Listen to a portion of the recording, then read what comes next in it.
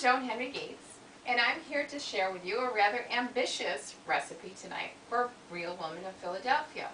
This is my cream cheese crepe cake.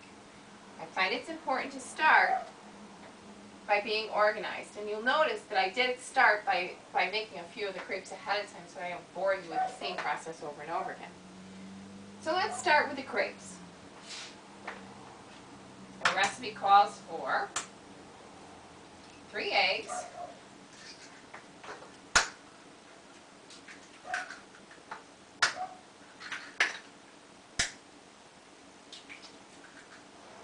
alright, then we add a 1/4 cup of milk,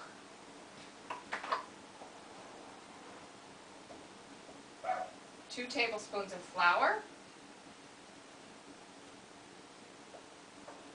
and about a 1/2 teaspoon of salt. And then mix it very well. Now I find that this is one of those recipes that you really, if you want to get it done in time, you have to be a multitasker. So I suggest that you have 2 pans heating on the stove. I have just one simply because I have some done ahead of time. Okay, now I've decided to heat it with a whisk. A little aggravation off after work.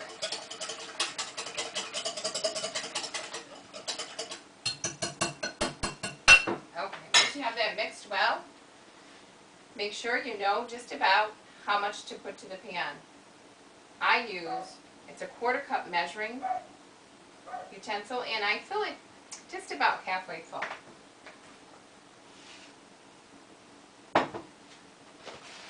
Place it in the pan.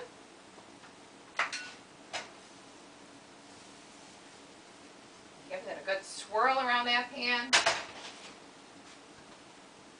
Now what I'm using, this is just simply a skewer that you would make speedies or something you would barbecue with. You can use a chopstick or whatever you feel comfortable with.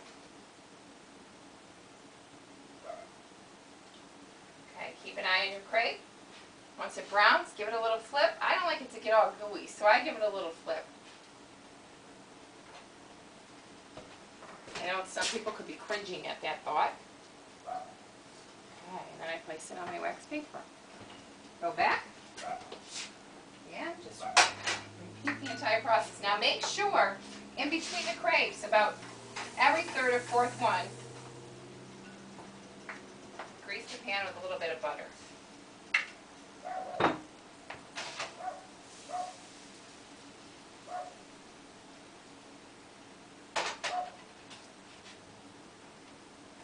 Now what I'm shooting for is 20 layers. Let's see if I make it.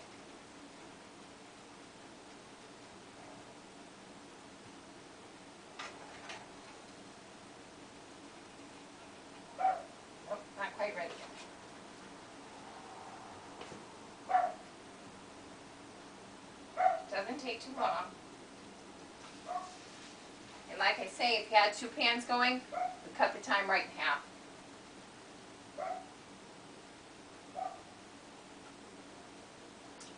For those of you who are squeamish at attempting to make a crepe, if I can do it, you can do it. And then you let them cool. I find they cool very quickly. Now, for the filling.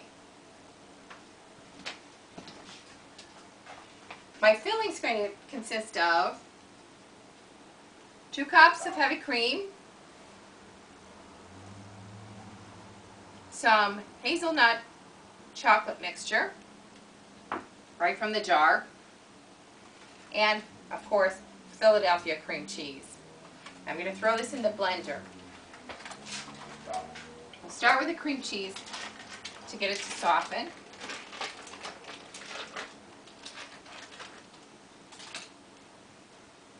Now I want to say at the same time what I'm going to do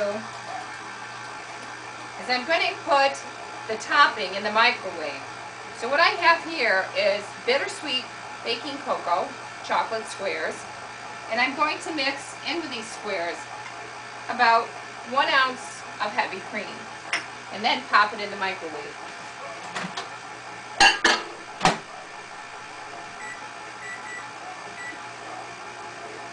Okay, how's my cream cheese? Now I'm going to be turning this up, so stay tuned. Now some of you may have been worried that, holy cow, that whipped cream's just not going to fluff like that, but that's not true. It did very nicely. Okay, let's start to assemble. Let me bring this closer so you can see it. That off.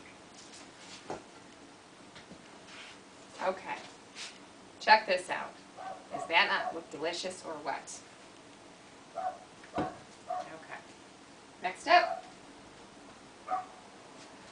slop that right on there. I have some hazelnut that's along the side that I'm kind of picking it up because I think it'll be yummy. Just have streaks of it through that. Next layer, more of the hazelnut spread.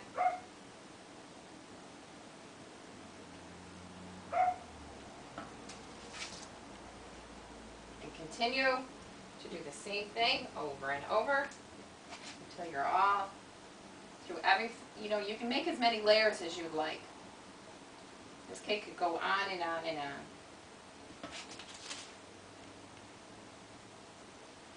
So let's give this a top. Now,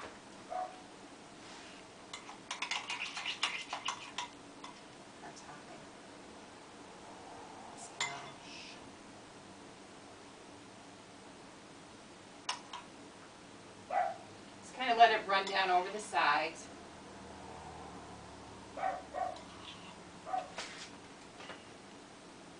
You don't have to expect that you're going to be able to frost this perfectly.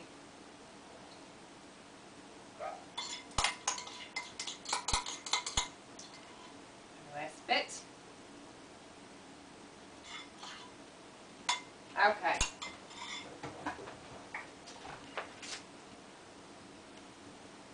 Now you let this chill for a while. It doesn't take long for it to cool down, probably 15 minutes or so. And then you serve it up. This may be a little messy. Let's see if we can do it without it chilled.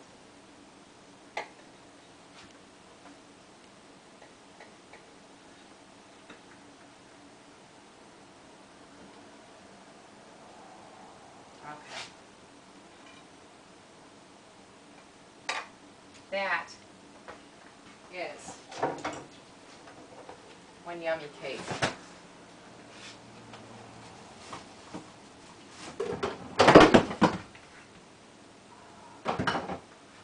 Okay, when you serve it with some strawberries on the side, a little bit of mint, some fresh fruit. I think it looks snappy. Okay, that's my Philadelphia cream cheese crepe cake. Let's give it a taste.